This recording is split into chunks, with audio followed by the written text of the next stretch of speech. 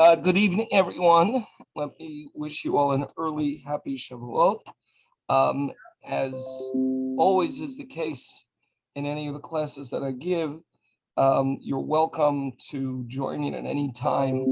If you have a question, if you want to take us down a different road, if you want to debate, it's all good. I asked Lindsay, our moderator, just to be on the switch because sometimes people forget to mute when they're supposed to mute. So if you want to speak, please unmute, and if you forget to go back on mute, so Lindsay will take care of it.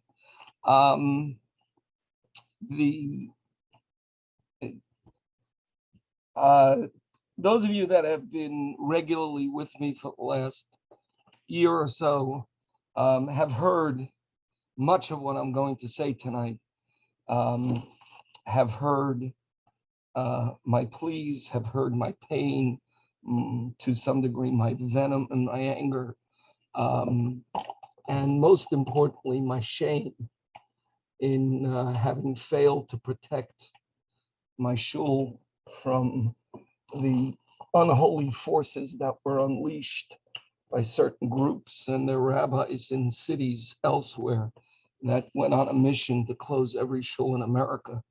And unfortunately, I failed to protect my shul from it, and we were closed for a little bit of time. But if you haven't been with me, so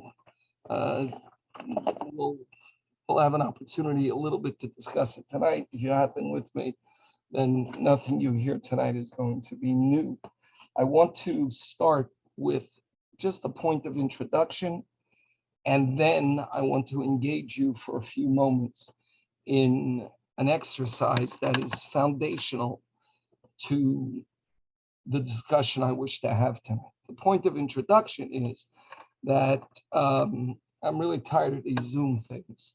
If you can figure out how to go swimming at the JCC, you can figure out how to get together and learn Torah. But since Rabbi Schiff asked me, so it's hard for me to say no. So here we are in this forum.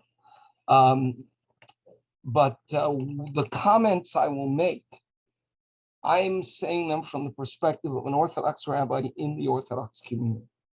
They very well may apply beyond the Orthodox community. But I don't want you to think that I'm teeing off on anyone beyond the Orthodox community. I'm focused on my perspective of the Orthodox community. If the shoe fits in other places, well, the shoe fits. Part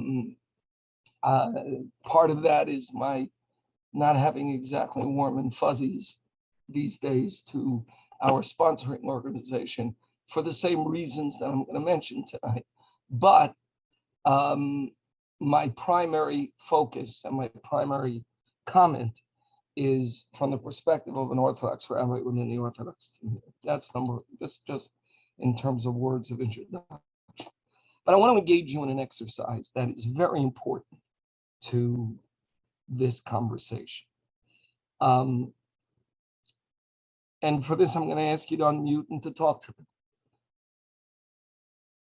If someone were to suggest that everyone should figure it out themselves, everyone should be responsible, everyone should learn how to drive and learn what's safe, and if anyone chooses to drive, chooses to be on the roads, then they have to manage the risk and they have to gauge the risk.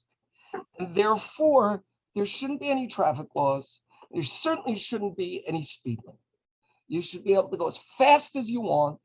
And again, if you can't handle that, then stay off the roads. But you're all adults. Everyone can figure it out. We don't need the state telling us how fast to drive, especially since, as we saw over the last 30 years, that not everything has to do with safety. 55 miles an hour, that was more about gas mileage, and you can raise the speed limit and everything will be fine. And we're not going to have greater deaths. And maybe we will, but maybe you got to fix it. But everybody should do what they want. And it's up to everybody else to figure it out. So what would your reaction to that be?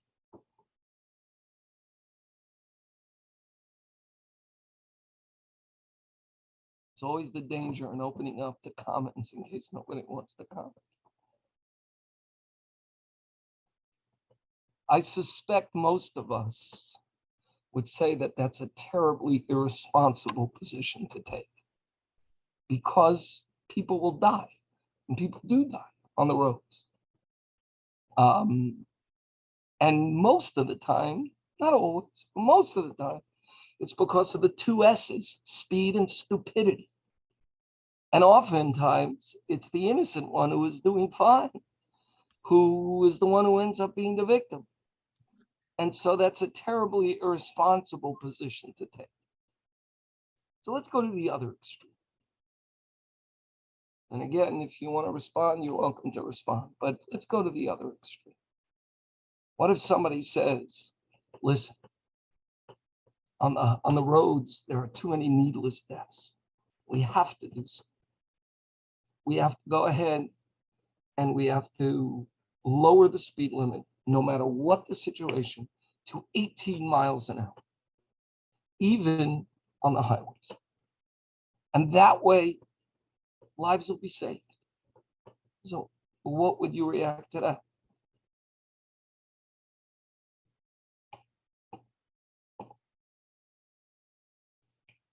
So again, since we have a very talkative group tonight, I suspect most of you would agree with me that that position is untenable, that you just can't live like that. You got to get places, you got to go to work, trucks have to travel. There's a cost benefit analysis, there's a risk reward analysis. That going 18 miles an hour, that's not the answer. And yeah, it's true, some lives would be saved, but you can't live like that. And then someone comes along and says, wait, we have to be somewhere in between those two extremes. We can figure this out. It's not going to be perfect, but we can look and we can be intelligent and we can train people and we can figure out where you can go a little faster, where you can go less, how we can make the road safer, how we can make cars safer, how we can make drivers safer. That we can survive that way. To take that opinion and to say, no, going 18 miles an hour, it saves lives. That's the only thing we can talk about. And you, therefore, if you say that the speed limit shouldn't be 18 miles an hour, but it should be some normal based on whatever, and we'll figure it out, you're the same as the guy who just wants to have no speed limit.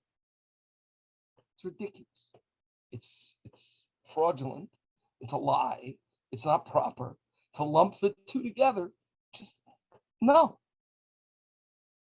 The reason that I want to go through this exercise is because I'm going to share with you the essence of the drush I've given a number of times over the last year.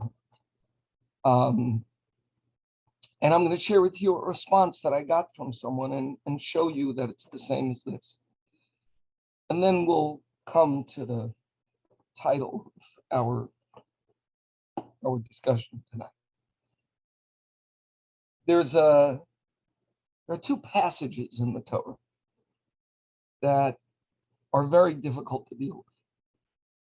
Not because there's anything wrong with the Torah, but because God throws at us things and human dynamics that are sometimes hard to really wrap our brains around.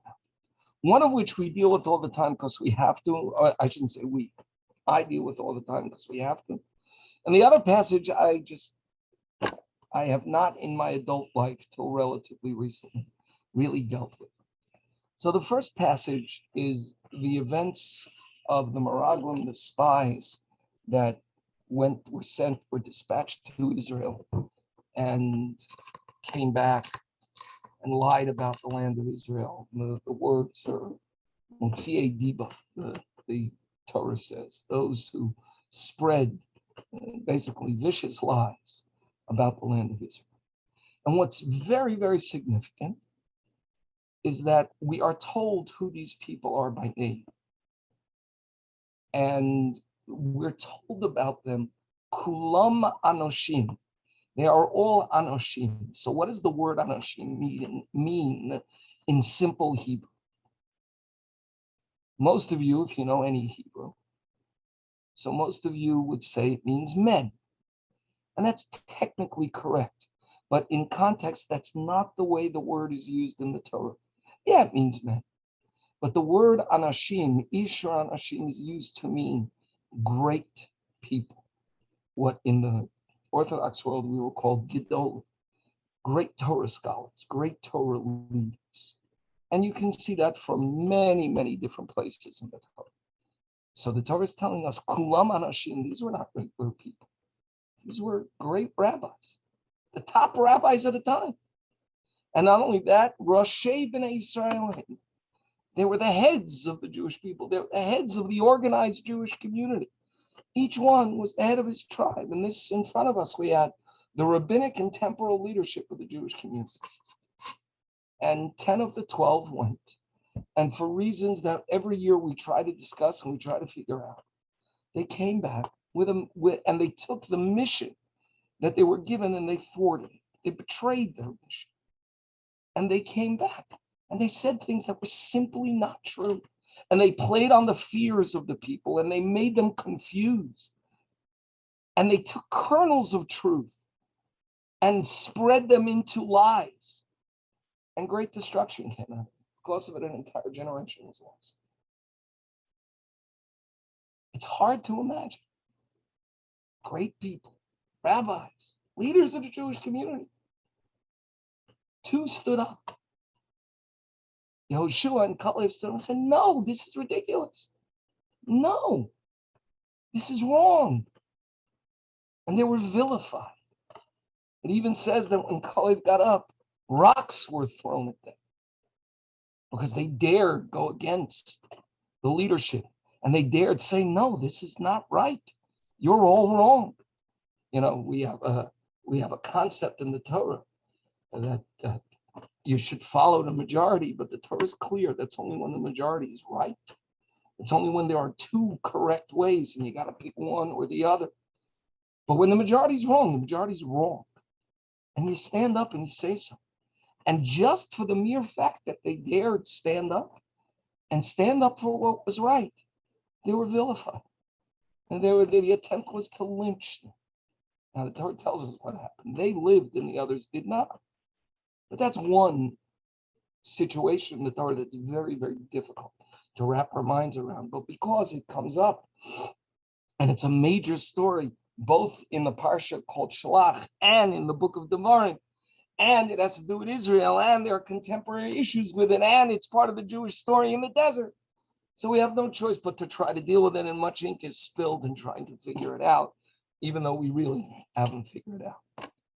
But there's another passage in the Torah, which, again, I admit to you, in my adult life, I would read it and just not absorb it and not really deal with it. I could tell you what it says, but I really didn't spend time on it. Because if you would have put me under sodium pentothal or hypnosis, I would have told you this can't happen. It just can't happen. So you'd tell me, but that's, the Talmud has a list of things that maybe in the Torah they're theoretical, they're not actual, and it's not on the list. So I would have told you, I don't know the answer, but there's no way this can happen. What am I referring to? The Torah says that there's a special atonement sacrifice that is brought when, quote, the entire congregation makes a mistake and sins. When the entire congregation, the entire congregation will make a mistake. So the Talmud says, what's the dynamic there? It's where the Sanhedrin, the Supreme Court, the body of 70 great rabbis, the greatest rabbis of the time, where they talk about it and they come to the wrong conclusion. And because of that, everybody follows their directive. And now everybody did the wrong thing.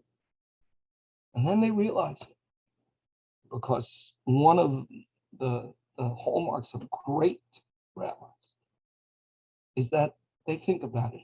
And afterwards, if they made a mistake, they admit it. It's not a hallmark of most politicians, nor is it a hallmark of organizations, even Jewish organizations. It is not in their nature to get up and say, you know what, we made a mistake. That's why Jewish organizations keep repeating the same mistakes over and over and over again. It's one of the reasons, because they're not willing to stand up and say, you know what, we made a mistake. So if you study the Talmud and you know the dynamic of how the Sanhedrin operated, it's mind-blowing. There was give and take and back and forth, and there were the 70 rabbis and their students were sitting there, and they gave everyone an opportunity to talk.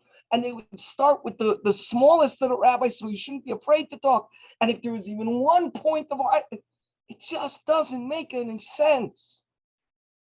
How did the Sanhedrin, these great, fill in the blanks, whoever you think are the greatest rabbis in the world, how they make a mistake and then to act on it? So most of my adult life, I said, this is just not, it's not possible. And then March 2020 happened. And the leaders of the Jewish community, including its rabbis, made a mistake and went on a mission to close every shul in America. And I don't know, I could give you reasons why I think it happened, especially emanating from a certain city east of here. But it happened. And now I can't avoid that verse anymore. I can't convince myself that it could never happen. Maybe it's rare, maybe it's very rare. We can't say it's not going to happen. And now I'm forced to spend time contemplating it, and I've been contemplating it, and it's not something I can easily deal with. So I gave this drasha recently because we came to the pasuk in shul, and it's not the first time I said things like this. And somebody came over to me and said, but Rabbi, you're mistaken. Closing all the shuls saved lives. And that's where we're going back to this people. It's not binary. That's not an answer.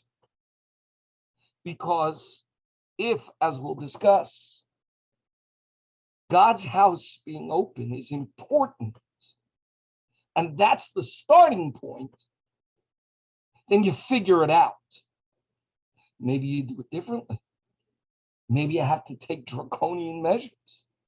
Maybe, you only let 10 people in at a time. But if it's important, like supermarkets, important. In Pennsylvania, beer distributors, important. You figured it out. But synagogue, it's not important. So we don't have to figure it out.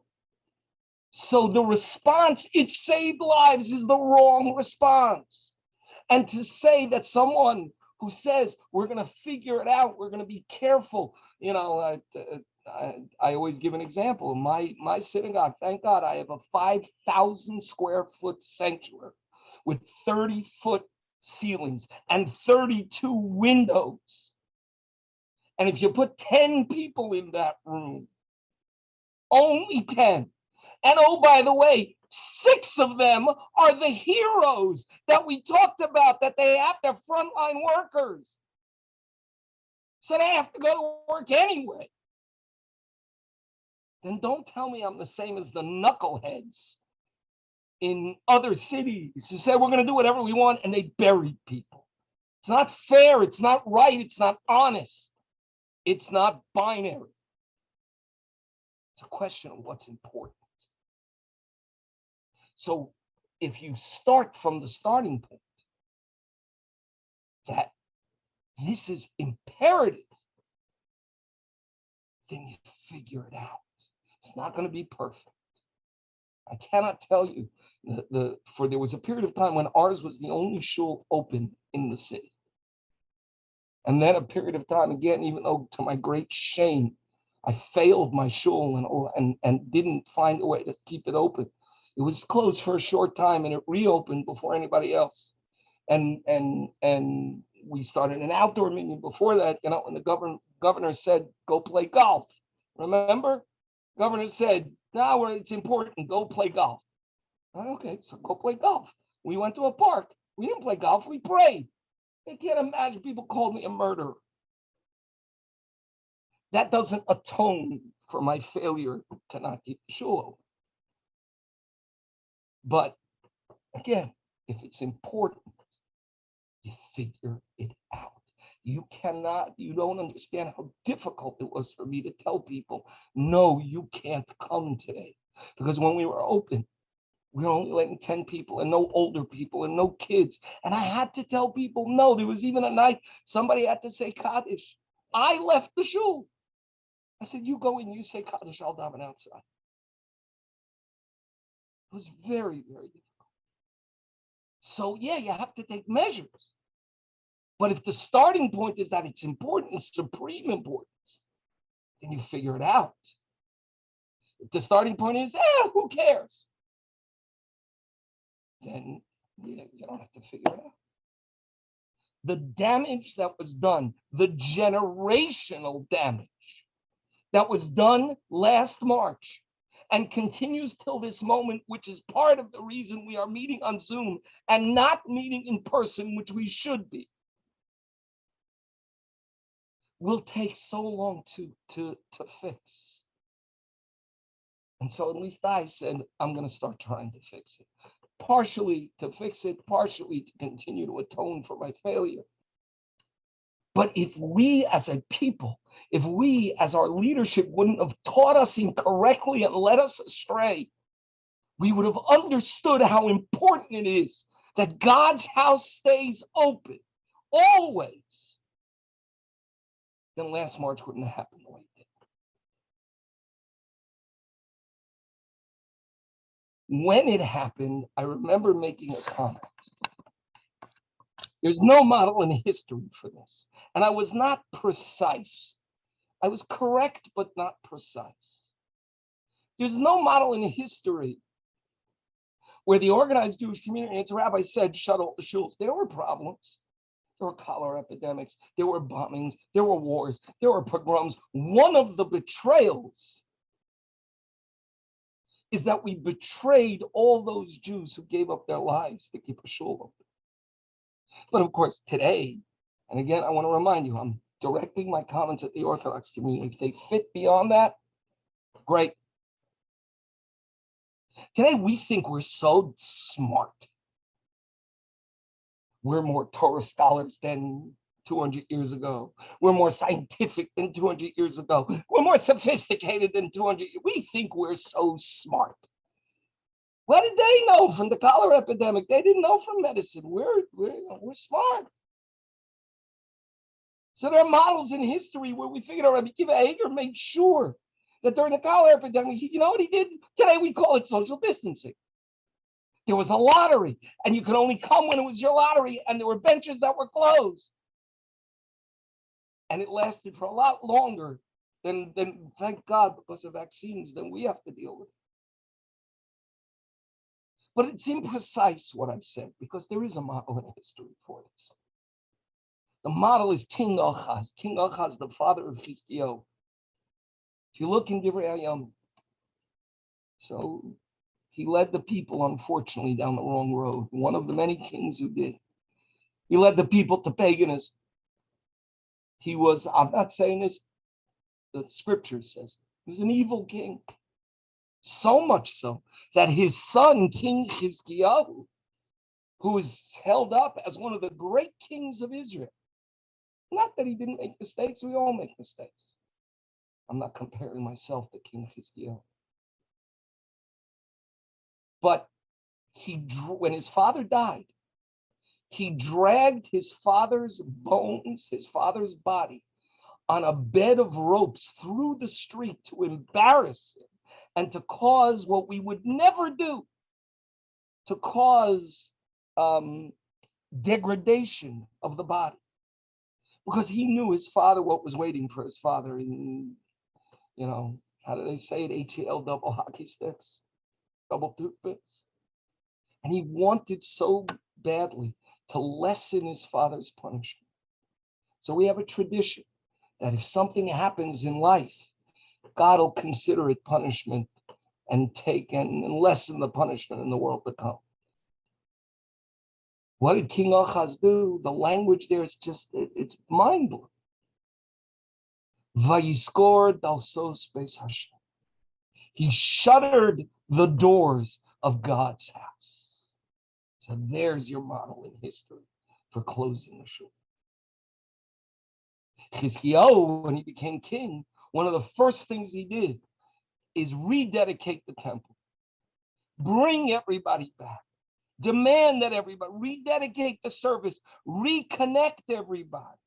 Because, there are certain things, this is my Shabbos Hagodol Drasha, which we're not going to go into now, although it's online if you want to hear it.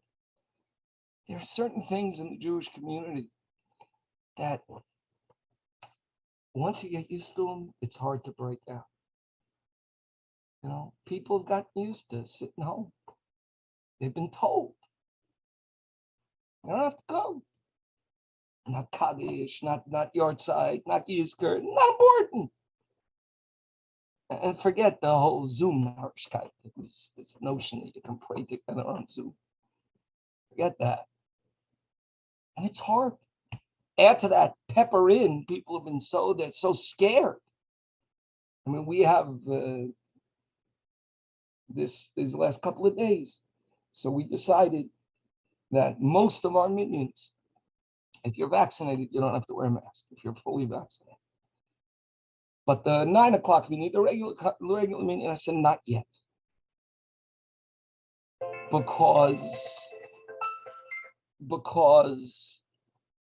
some people are still just freaked out. And I explained in shul this morning, I said, when I walk across a bridge, which I do very rarely, and I try to avoid it like the plague, or when I drive across certain bridges, I am terrified. I'm afraid of heights, and especially when bridges move, and many of them do, I have found out. Thank God it's not to the point of complete incapacitation. But I'm scared. It's not logical. If you ask me why I'm scared, I'll tell you, because I'm afraid I'll fall off the bridge or the bridge will fall down. It's totally illogical. But telling me it's illogical is not going to help me when I'm on the bridge. So Baruch Hashem, my wife takes my hand, or I drive a certain way, or I stay by the wall.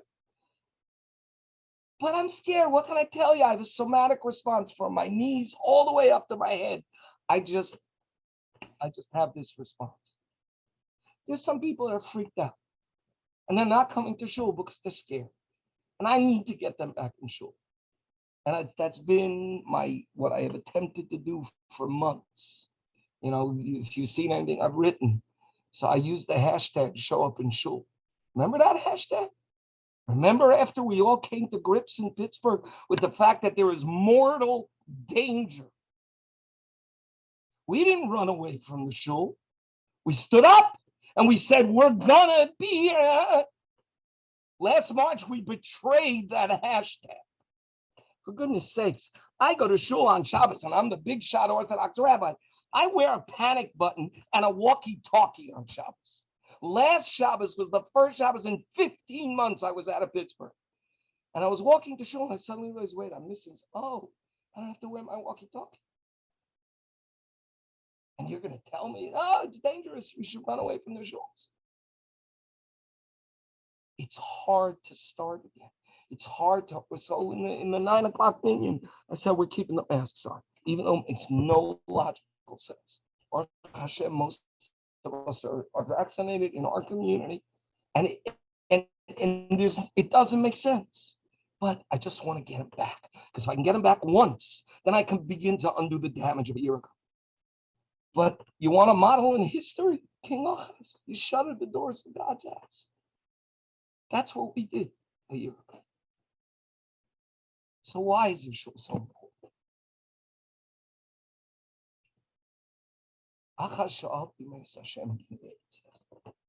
One simple request from God.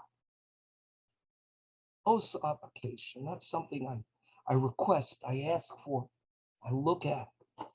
Shifti b'veis Hashem, please, let me sit in God's house. my entire life. Because it's in God's house. And I can see the beauty of God. And I can be in his precinct. When you walk into our shul, the main sanctuary, you notice there are no mezuzahs on the door. You know why? I did it purposely. Well, it's the halach, but I did it purposely. Because we say in Shema every morning and every night, you must write them on the doorposts of your house, your gates. This ain't your house, it's God's house. We should remember that when we walk into the synagogue. It's God's house. That's why we don't put mezuzah on.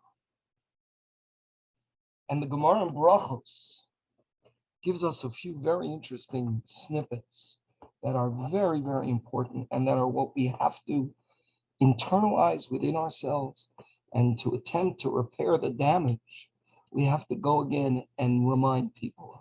And by the way, not just Saturday morning for 2 or 3 hours, every single day, a Jew should go to shul morning and night, kol yemei chayim, all the days of my life.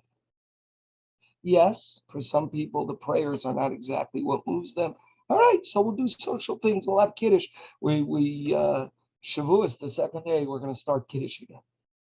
So I said today in shul, you want to know how important I think the Kiddush is, because it's an opportunity for all Jews to socialize together. Some Jews, the davening is an issue. So let's have davening. Of course, that's the bedrock, but let's also have a Kiddush where everybody can get together and just stand and enjoy each other's company. And I've said that for years, that the Kiddush is, for that reason, it's as important as davening. So we haven't had Kiddush, unfortunately.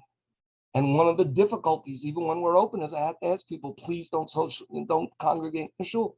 And it was very hard for me to say those words. Thank God, now I don't have to say it. So the second issue is we're going to start Kiddush again. It'll be limited. It'll be outside again. Patience, we'll develop it. We'll get there.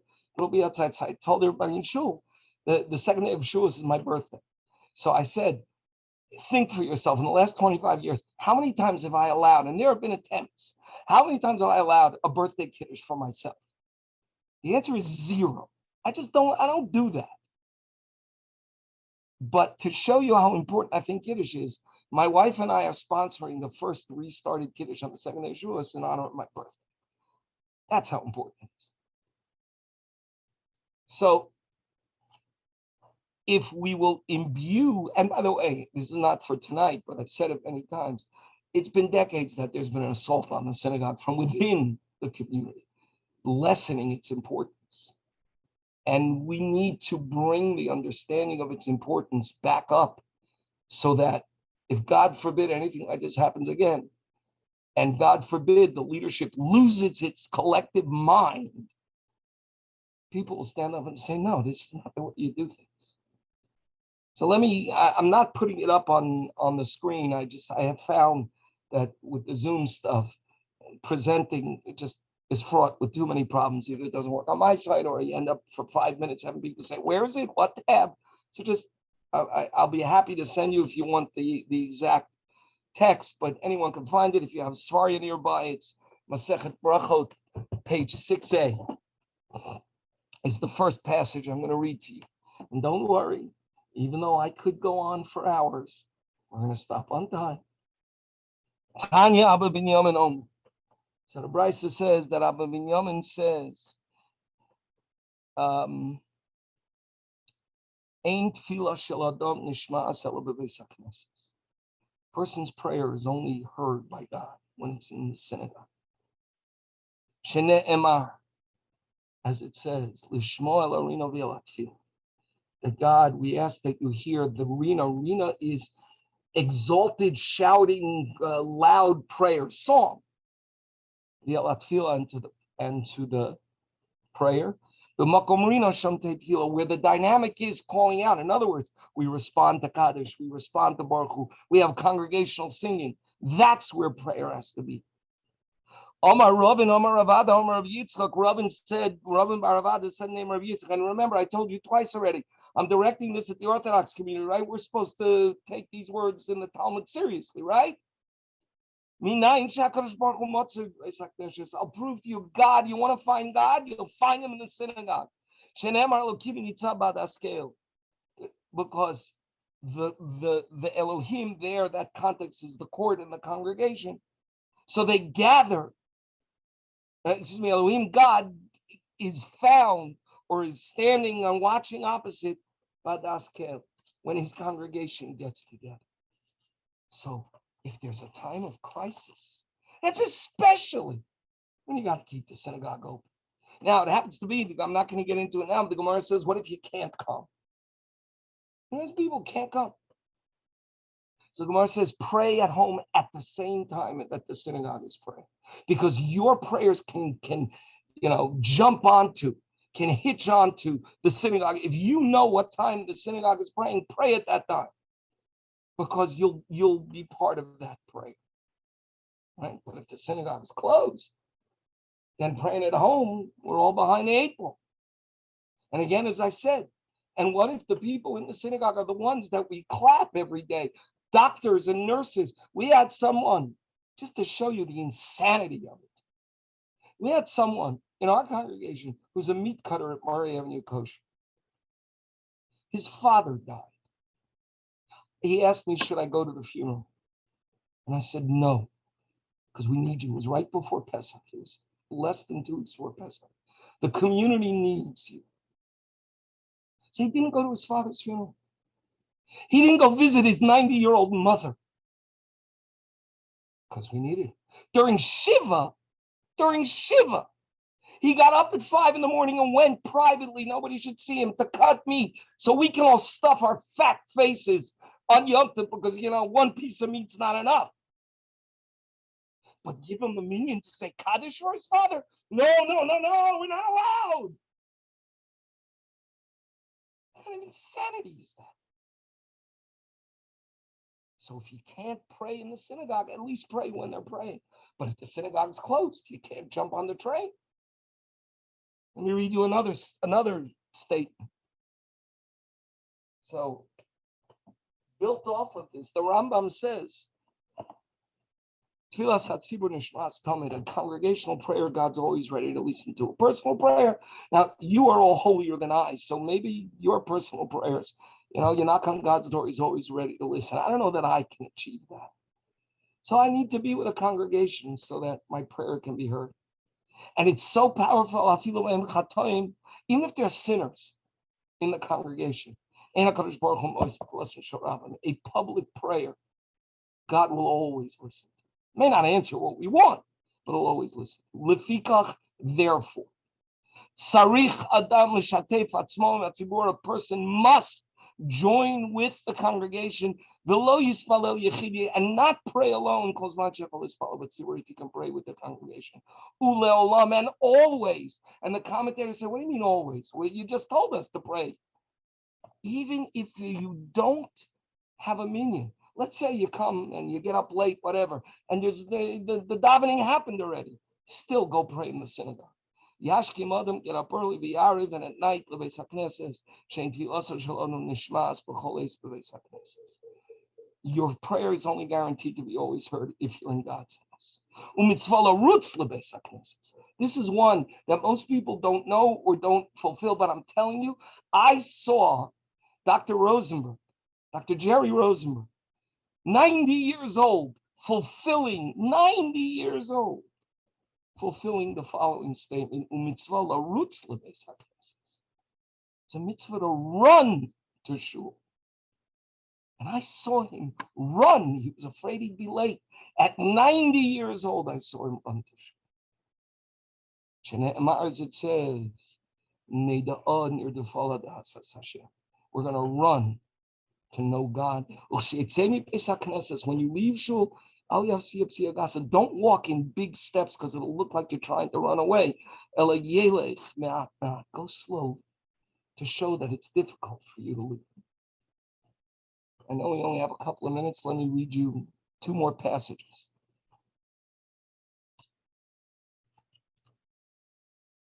The Gemara says,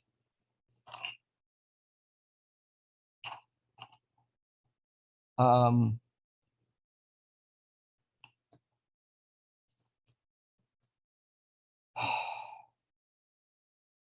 Gemara says, I won't read it. I'll give you it's on the Gemara on Daf Ches, and then later it says Gemara I always quote. Gemara says that God comes to shul every day and looks, and if there's not a minion there, he gets angry, and then he takes attendance. And if you're one of the regulars, the Talmud says, and you're not there, he asks why, and if you don't have a good reason, he gets angry.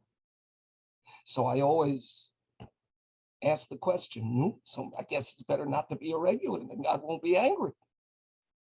I said, yeah, but then he won't ask, where are you?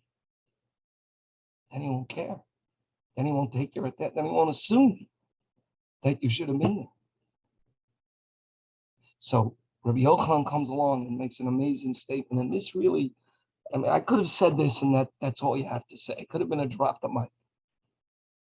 The Gemara says they came to Rabbi Yochanan. Remember, Rabbi Yochanan was the chief rabbi in Israel. And at that time, there was still the beginnings of attention. Was Israel the center of Jewish life? Was Babylonia? So they said, Ika Save Babel. There are old people in Babylonia in the exile. Rabbi Yochanan said, can't be. That your data's wrong. Can't be. Why? Because again in Shema, it says, so that your days and the days of your children will be numerous on the land that God promised you. There is no extended life in the exile. That's both a physical statement and a Jewish continuity statement. So they said to him, but they get up every morning and every night and they go to synagogue. He said, oh, that's different. That's what does it for them. That's why there's life.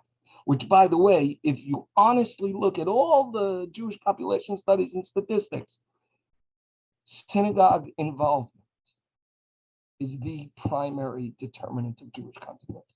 Not even day school. Synagogue involvement. Nope. So when we're staring down death's door, what are you gonna do? Close the hospital? Do you know how many people didn't go to the doctor over the last 15 months because they were afraid they're going to get sick? Again, illogical. That's where you go. So you're going to close the hospital because people are dying? No, you keep the hospital open. Again, maybe you say only staggering appointments, only certain people, waiting room, all the stuff we do. You don't close the hospital. You don't cut people off from the secret of life, from life in the exile, from Jewish continuity, especially at a time of crisis. You need Yesh Merabah. You need the Kohanim to bless us. You need Torah reading. A year ago, the organized Jewish community made a terrible error. And the damage is generational, and we have to fix it. And the way to fix it is get up and go to shul. And if your shul is not meeting in person, then come to mine. It is a safe environment. We have worked very, very hard. I mean, let me just leave it at that.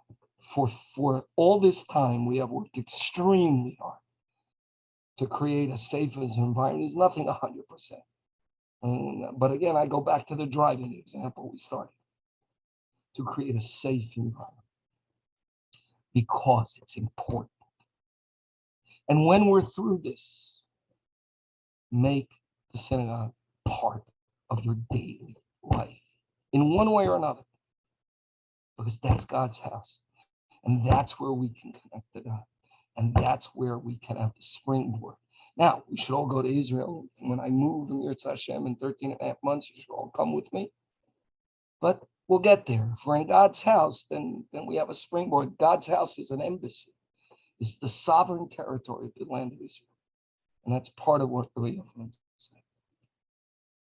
So, my friends, that's the short version of my spiel. And I know this is recorded. I have no problem with being quoted as long as you quote me properly.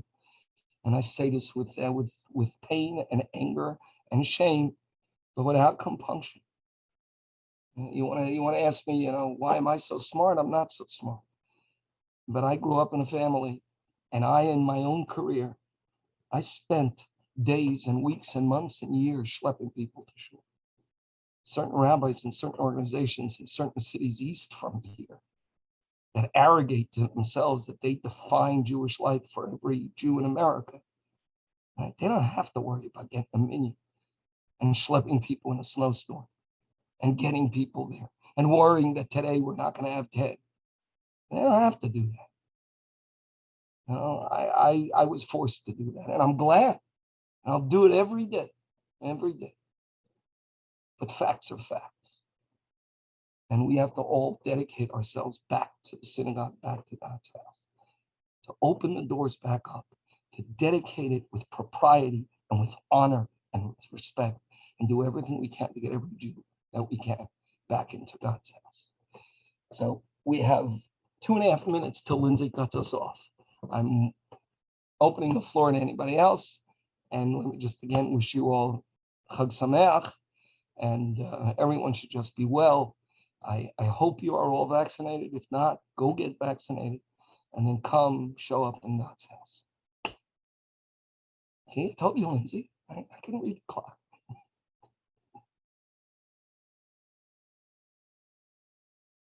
All right, very good. Be well, everyone.